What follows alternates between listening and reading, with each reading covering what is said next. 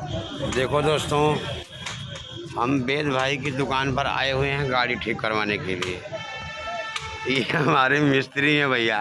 तो क्या हुआ? हसीनाबाद और क्या बोलते हैं बबनाल हरैया के बीच के।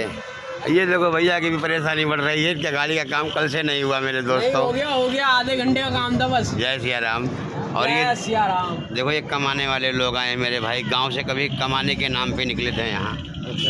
इनके भी पैदा होने पर इनके माँ बाप ने खुशियाँ मनाई होगी, लेकिन देखो अब यहाँ दम मार के करना है कुछ और पड़े रहेंगे। अगला पहिया और कंडक्टर साइड का है।